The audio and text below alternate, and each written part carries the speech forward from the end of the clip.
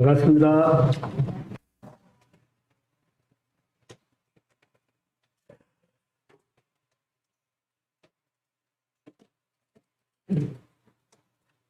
방금 사회자께서 그러면서 예배 드릴 때도 복에 대해서 말씀하시고 또 이렇게 금방도 우리는 복 받은 자라고 하면서 성령께서 확실하게 인도하시는구나. 저도 말씀을 이게 복에 대해서 오늘 말씀을 준비를 했습니다. 우리는 복이 있는 사람이라는 주제로 말씀을 준비했는데 사회자가 어디서 이렇게 하는 것을 보면서 성령님께서 이렇게 인도하시는구나 하는 것을 느꼈습니다. 제가 며칠 전에 의료선교 답사 간다고 안도에서 청산도를 들어가는데 바닷물이 그렇게 구분되는 바닷물은 저는 처음 봤어요.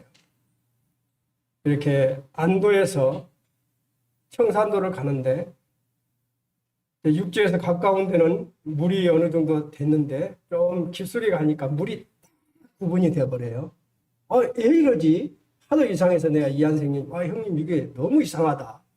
그런 이야기까지 했는데 그렇게 물이 구분되는 것을 보면서 참 우리의 삶도 이렇게 구분된 삶 속에서 참 우리가 주 예수 안에서 복을 누리는 자가 돼야 되겠구나. 그런 생각들을 했습니다. 그래서 성도님들 오늘 마가복음 5장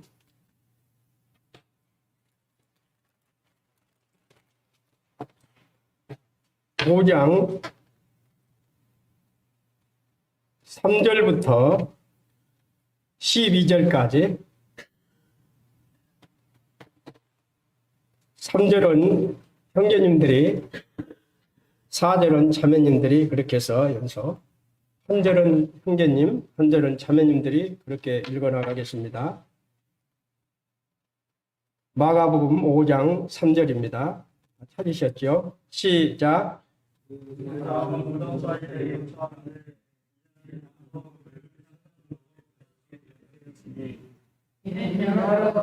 5장인데 5장 마태복음 마가복음에서 말 잘못해서 미안합니다. 마태복음 5장 3절 3절부터 11절까지 됐습니다. 3절을 마태복음 5장 3절 시작.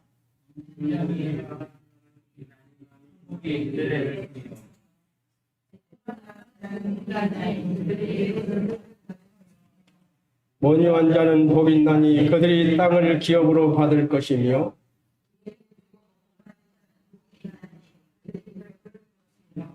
긍휼히 여기는 자는 복이 있나니 그들이 긍휼히 여김을 받을 것이며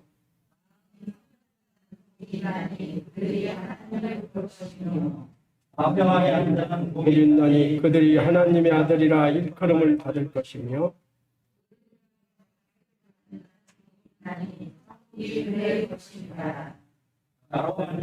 너희를 욕하고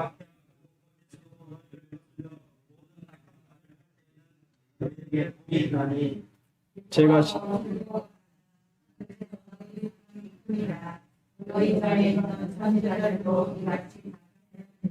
네, 감사합니다. 성도님들 보면 돈 버는 사람 따로 있고 돈 쓰는 사람 따로 있다는 말이 맞아요? 맞습니까? 그렇지요. 돈 버는 사람 따로 있고 돈 쓰는 사람 따로 있다는 그 말이 저는 맞는 것을 확신합니다. 저희 어머님이 살아계실 때 제가 언제나 어머님이 돈이 없을 때는 안 온대요. 그래서 군대 휴가 갈 때도 꼭 어머니께서 돈을 만들어 놓으면 내가 와서 꼭 돈을 가져갔다고 그래요.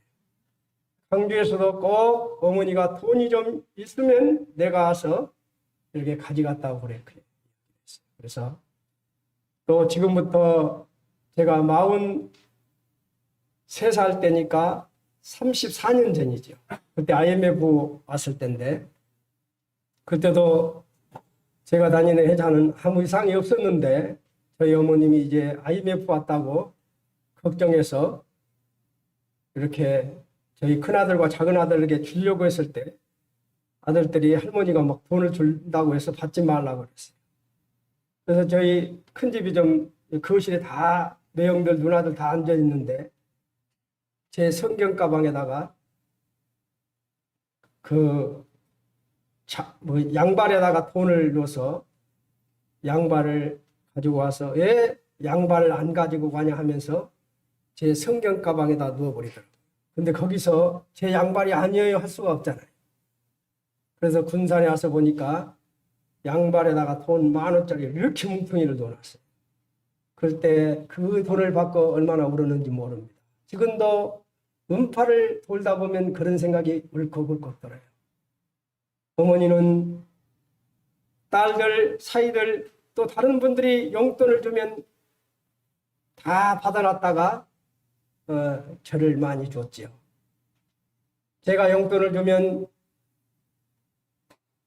다시 받았다가 10,000원만 빼고 나머지를 다시 저에게 줬던 그 어머니의 모습을 저는 생각합니다. 그거를 보면서 돈 버는 사람 따로 있고 돈 쓰는 사람 따로 있다는 말이 확실하구나. 신앙생활에도 받은 복과 누리는 복이 따로 있습니다.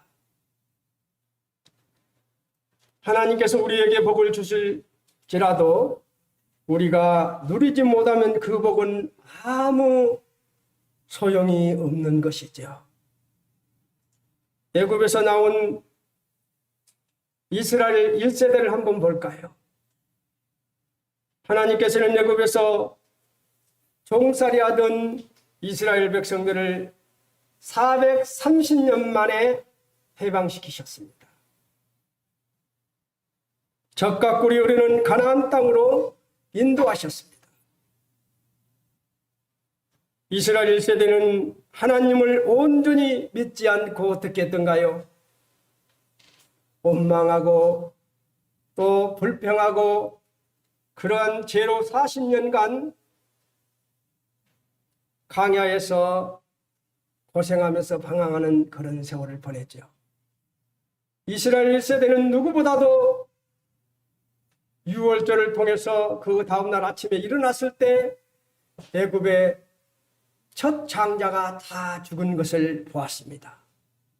그뿐이었습니까? 홍해가 갈라지는 것을 보았습니다. 직접 걸어서 홍해를 건넜던 자들이 바로 1세대 사람들이에요.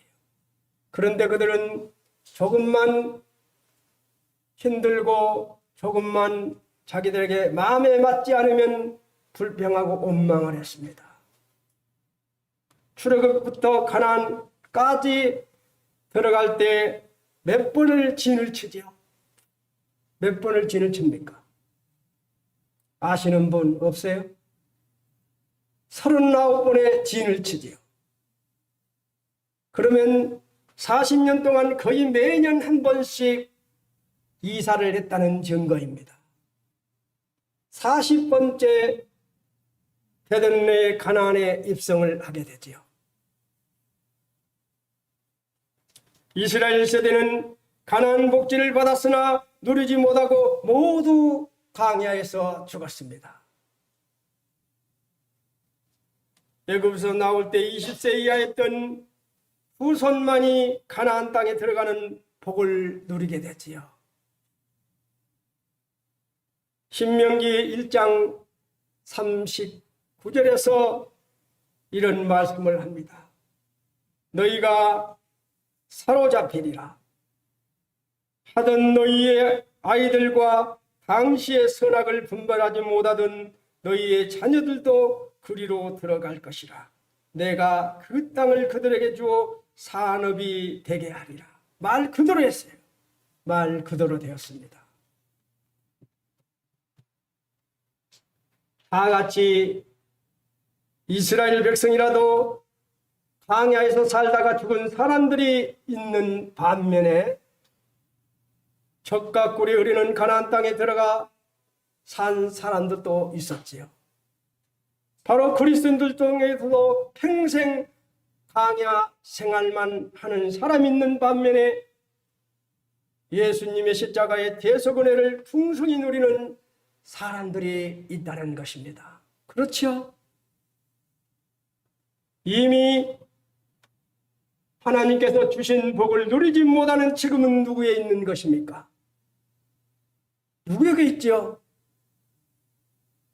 죄를 버리고 죄를 멀리하고 하나님을 섬기고 순종하면 받은 복을 날마다 입으로 시인하면서 감사할 때 받은 복을 누릴 수 있는 것이죠.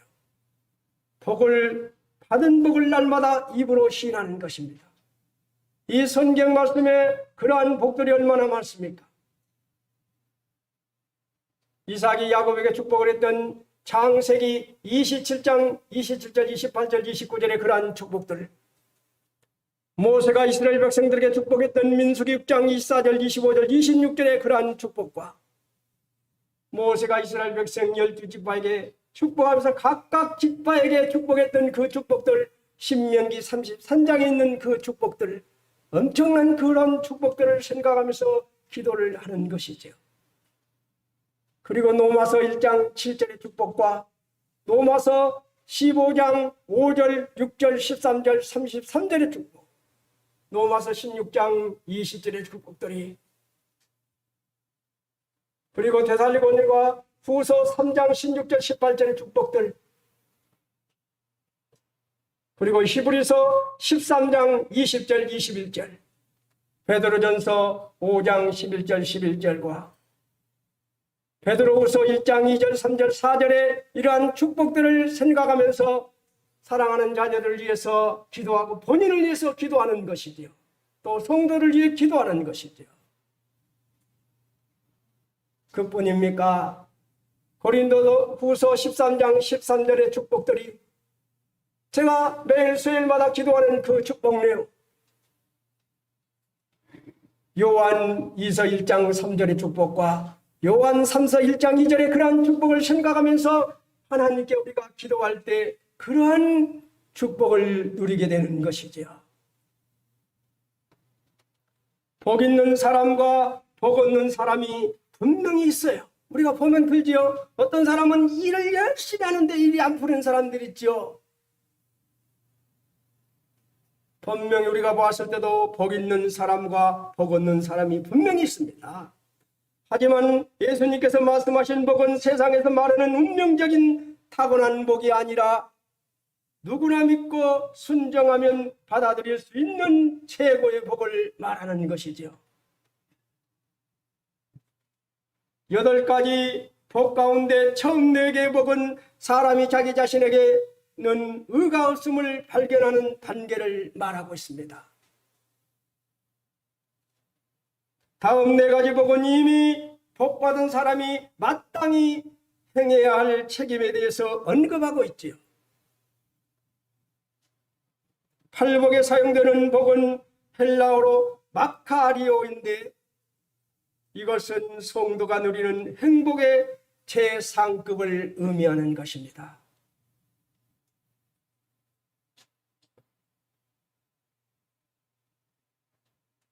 오늘날 성도가 누리는 8복은 성령의 인도하심에 따라서 하나님의 주권과 하나님의 통치를 받아들이는 구별된 삶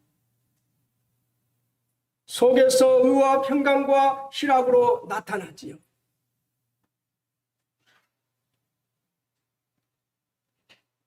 우리가 다 8복을 읽었습니다. 심령이 가난한 자는 복이 있나니 천국이 그들의 것이며, 바로 그들이 누굽니까? 너희의 것이요 바로 우리의 것입니다. 심령이 가난한 자는 복이 있나니, 심령이 무엇입니까? 나의 의가 없는 것을 확실히 깨닫는 것이죠. 텅 비어 있는 것을 말하는 것이죠. 심령이 가난하다는 말에는 심령은 성령을 가리키는 말과 동일한 푸마입니다. 성령은, 심령은 성령을 가리키는 말과 동일한 부투하다고 말씀을 드렸습니다. 다시 말해서 심령이 가난하다는 말은 영적으로 갈급한 상태, 즉 하나님의 통치와 주권을 간절히 기다리는 겸손한 자세를 의미한다고 합니다. 아담은 심령이 어떻던가요? 아담의 심령은 비우지 못하고 마귀의 탐욕으로 채운 결과 에덴이라는 낙원에서 쫓겨나야 했습니다. 아담은 심령을 비우지 못하고 마귀 탐욕으로 채운 결과 에덴에서 그 낙원을 잃어버려야 했습니다. 그런데 우리 예수님은 강야에서 어떠했던가요? 한번 제가 설교했습니다. 우리 예수님이 강야에서 어떠한 시험을 통과하셨는지를. 강야에서 마귀가 아무리 탐욕을 발동시켜 유혹을 해도 요지부동이셨지요. 예수님께서는 욕심과 탐심이 전혀 없으셨다는 것을 그때 말씀을 드렸습니다. 부귀영화, 권력에 대한 욕심을 모두 버렸죠. 회개는 욕심과 탐심을 비우는 것입니다. 욕심과 탐심을 비우는 것이죠. 바로 심령이 가난한 자는 복이 있다고 했습니다.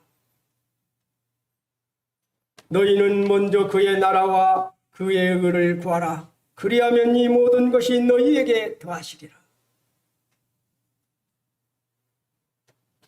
우리가 살아가면서 고난의 풍랑이 일어나면 욕심과 탐심의 무거운 짐을 모두 내려놓게 되지요. 제가 살아보니까 그러더라고요. 어떤 고난을 당할 때, 또 허리를 아파하고 맨날 며칠 누워있을 때 모든 욕심과 탐심 무거운 것들을 다 내려놓게 되지요. 그러면 내 자신을 돌아보게 되는 것이지요. 왜 내가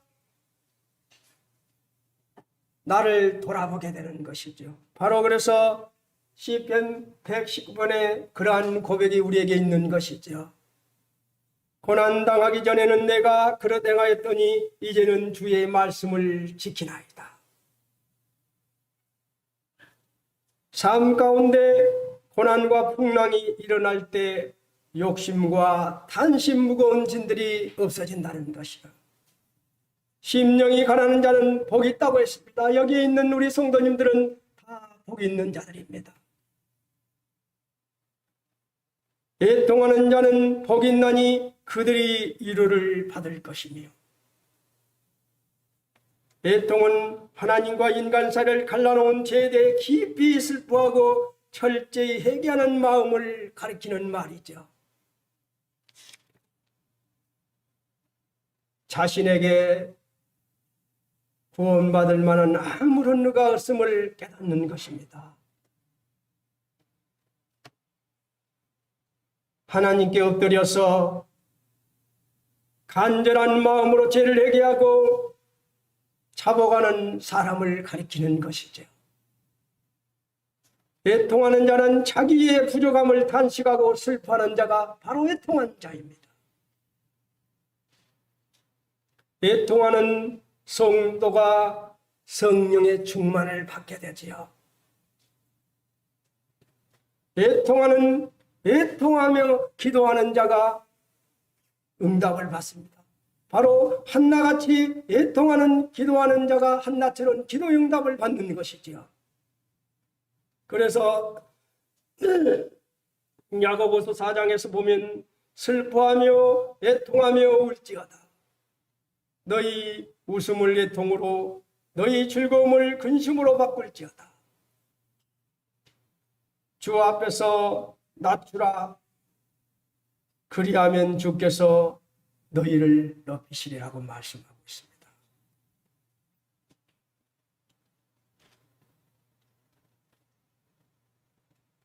이제는 나이가 먹어가는지 가만 눈을 뜨고 있어도 눈물이 이렇게 나와요.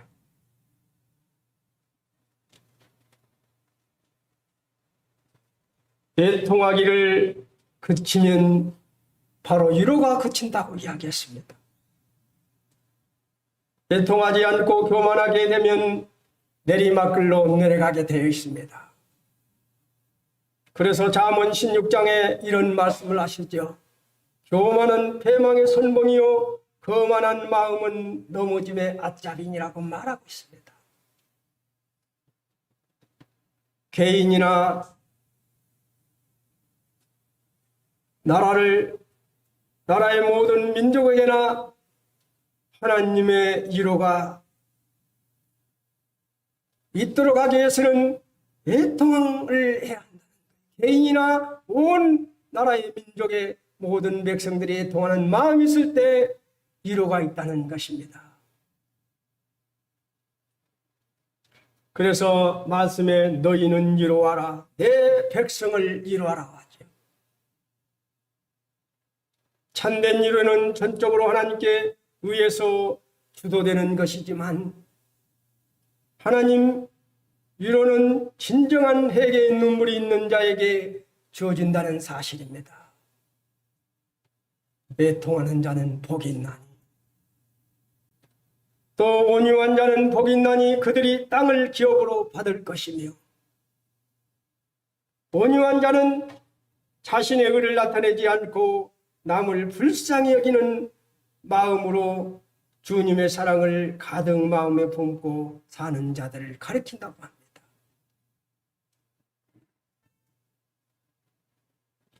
이런 자들에게는 하나님께서는 땅을 차지하는 축복을 주시겠다고 약속을 하셨지요. 온유한 자는 다른 사람에 대해 선의를 갖는 것은 물론이거니와 하나님 뜻에 절대 순종하는 사람을 의미하는 것이지요. 온유한 사람이 마침내 땅을 기업으로 얻고 풍부한 화평을 누리게 된다고 말씀을 하고 있어요. 어디서 합니까? 시편 37편에서 분명히 말합니다. 대저 행하가는 자는 끊어질 것이나 여호와를 기대하는 자는 땅을 차지하리로다. 잠시의 악인이 없어지리니 너가 그것을 자세히 살필지라도 없으리로다. 오직 온유한 자는 땅을 차지하며 풍부한 화평으로 즐기리로다. 뭐라고요? 오직 온유한 자는 땅을 차지하며 풍부한 화평으로 즐기리로다. 그리고 의에 줄이고 목마른 자는 복이 있나니 그들이 배부를 것이며 참 오늘도 예배 시간에 말씀을 드렸지만 의인이 어떤 사람이 의인입니까? 하나님 기준에서 의한 평생 죄를 한 번도 짓지 않는 상태를 말하지요. 마귀의 찬소를 전혀 받지 않는 인격을 말합니다.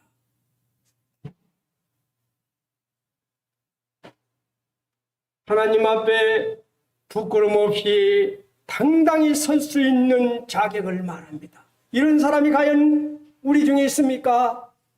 오직 우리 주님만이 계시지요. 하나님의 기준에서 의란 이런 것입니다. 이런 의를 도저히 우리는 그런 자가 될 수 없는데 우리가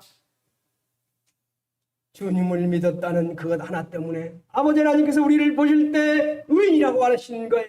이처럼 의인으로 인정해 주신다는 사실입니다.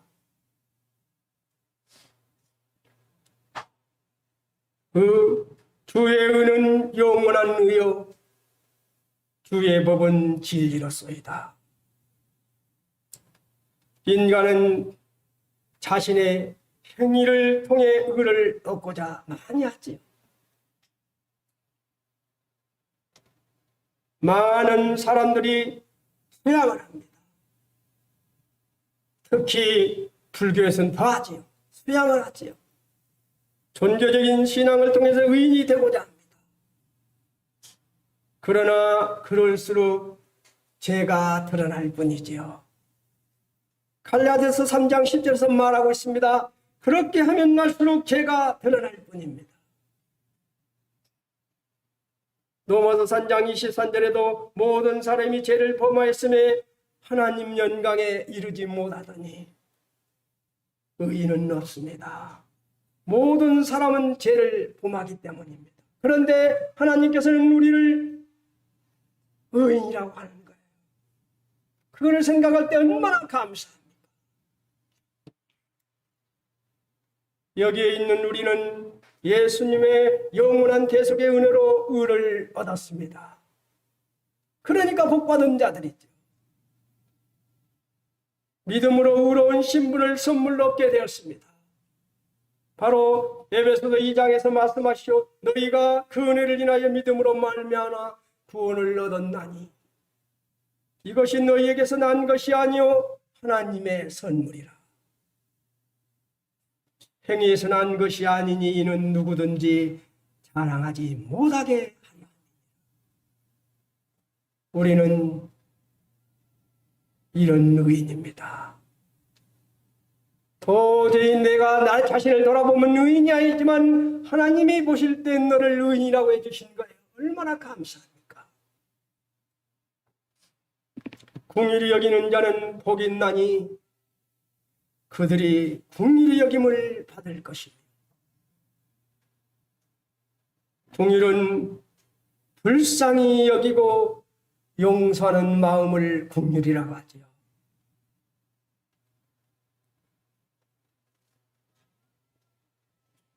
남을 긍휼히 여기는 자는 하나님께서 긍휼히 여기심을 받습니다. 하나님께. 그래서 하나님께서 마태복음 6장에서 말씀하시지요. 너희가 사람의 가시를 용서하면 너희 천부께서도 너희 가시를 용서하려니와 너희가 사람의 가시를 용서하지 아니하면 너희 아버지께서 너희 가시를 용서하지 아니하시리라. 남을 정죄하고 심판하면 그대로 돌려받습니다. 그렇죠? 여기서 나이 먹은 분들은 다 느낄 거예요. 흰 눈으로 걷어들어가는 거예요. 남을 비판하고 정죄하고 나면 그때는 모르는데 나중에 몇 년 후든 몇 개월 후에 꼭 돌아오더라는 거예요. 저는 그런 것을 보았습니다. 예수님께서는 가늠하다 현장에서 잡힌 여인에게 돌을 던지려는 사람들에게 뭐라고 했습니까? 죄가 없는 자가 먼저 돌로 치라고 했습니다. 그때 돌 친 사람들이 있었습니까? 다 돌을 내려놓고 가버렸습니다. 우리는 시내산 율법 밑에 사는 사람이 아닙니다. 우리는 시내산 율법 밑에 사는 사람이 아니라 갈보리산 십자가 밑에 사는 사람들이라는 거예요. 우리는 갈보리산 십자가 밑에 사는 성도란 말입니다. 우리는 하나님 아버지와 예수님의 무한한 긍휼로 죄를 용서받고 의와 영광을 얻은 긍휼에 빚진 자들이죠. 우리는 다 빚진 자들입니다. 여기에 있는 자들은. 그래서 판단하지 말고 용서와 긍휼을 베풀어야 하는 거예요. 우리는 빚진 자들이기 때문에 도저히 아버님 앞에 설 수 없는 죄인이 아버지 하나님께서는 그 조그마한 믿음 하나 보시고 의인이라고 했기 때문에 우리는 빚진 자인 것입니다. 서로 인자하게 하며 불쌍히 여기며 서로 용서하기를 하나님이 그리스도 안에서 너희를 용서하신 같이 하라. 바로 우리는 긍휼히 여기는 자는 복이 있나니 남을 불쌍히 여기는 그런 마음으로 정말 우리 기도하며 살아야 합니다.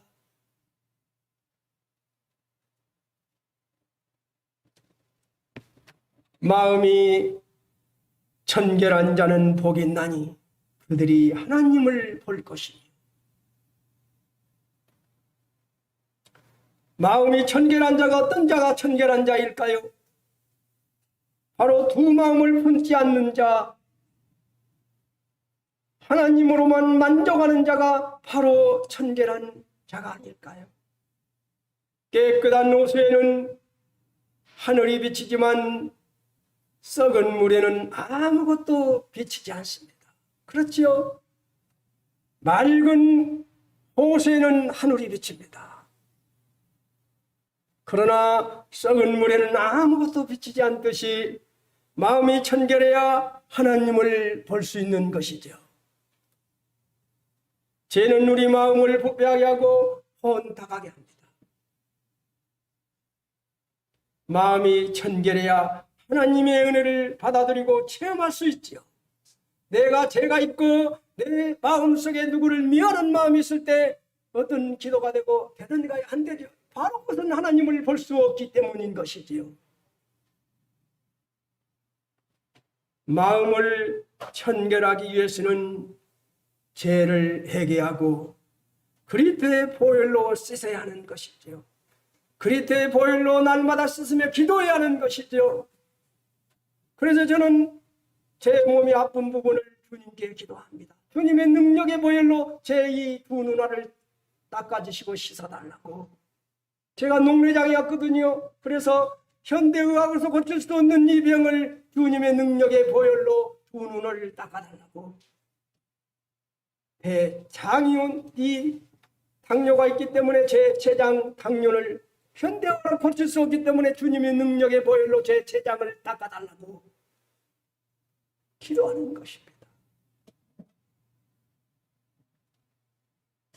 우리는 마음을 청결하기 위해서는 죄를 회개하고 그리스도의 보혈로 씻어야 하는 것이죠. 마음의 청결은 곧 행위의 거룩함으로 연결이 됩니다. 믿음으로 그리스도 안에서 살아가는 삶은 언제나 하나님 앞에서 하나님을 뵙는 삶과 동일한 것입니다.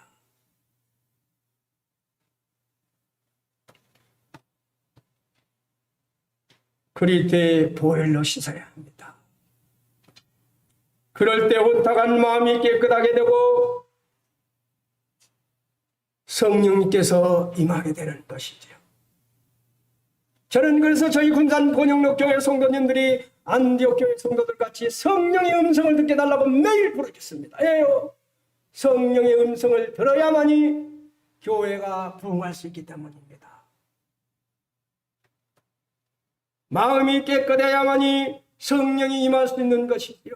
성령의 음성을 들을 수 있는 것이죠. 그래서 우리는 매일 말씀을 읽고 묵상하고 매일 기도하는 것이죠. 그렇게 했을 때 청결한 삶을 살아갈 수 있는 것입니다. 마음이 청결한 자는 복이 있나니 합평하게 하는 자는 복이 있나니 그들이 하나님의 아들이라 일컬음을 받을 것이요. 합평하려면 어떻게 해야 합니까? 합평하기 위해서는 대화가 필요한 것이죠. 가정에서도 교회에서도 대화가 필요한 것이죠. 하나님께서는 우리 인간과 대화하기 위해서 예수님을 이 땅에 보내셨다는 사실입니다. 우리 예수님께서는 우리에게 사랑의 다리가 되어주셨고 또 생명의 다리가 되어주셨고 진리의 다리가 되어주셨죠.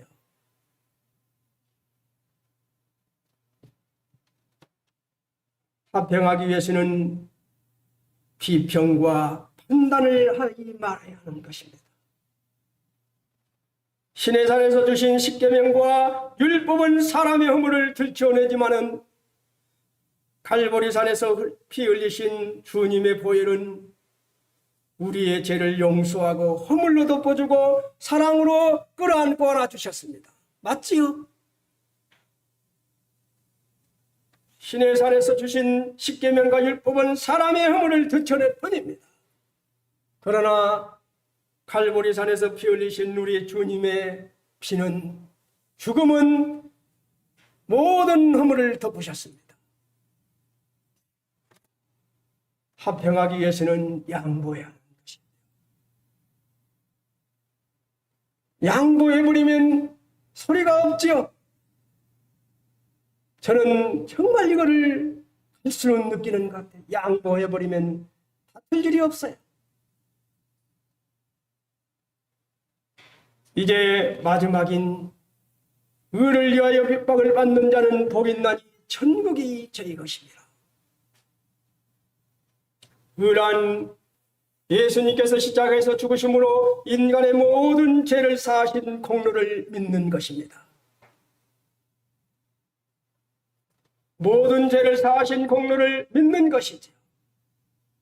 그러므로 예수님을 믿으면 무엇이 된다고요? 의인이 되는 것이죠.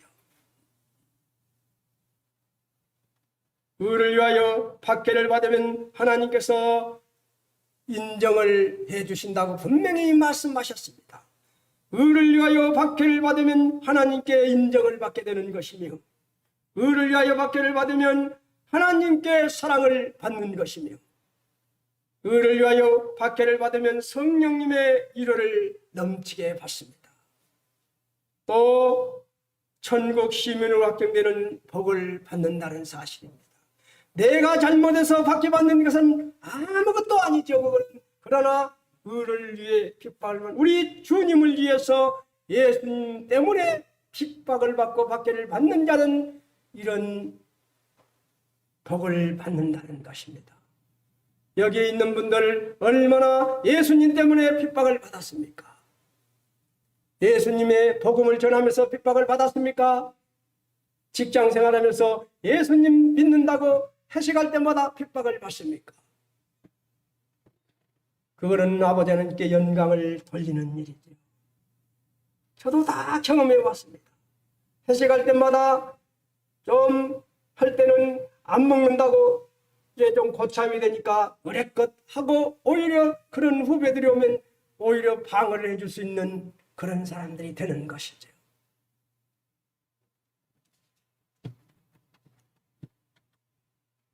박해를 받을 때 기뻐하고 즐거워해야 한다고 말씀하고 있습니다. 왜냐하면 하늘에서 받을 상이 크기 때문입니다.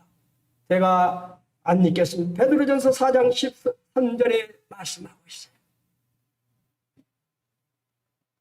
이제 결론을 내려보자.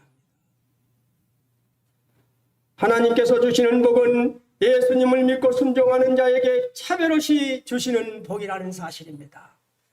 우리 주님은 차별이 없다는 거예요. 하나님께서는 마음이 가난한 자에게 이 땅에서 천국을 소유하면서 사는 복을 주셨습니다. 애통하며 주님께 부르짖는 자에게 응답과 위로를 체험하는 은혜를 주십니다. 온유하고 겸손하게 하나님을 믿고 따르는 자에게 영원히 잘된 같이 간건하게 하며 우리에게 복을 주신다고 말씀하고 있습니다.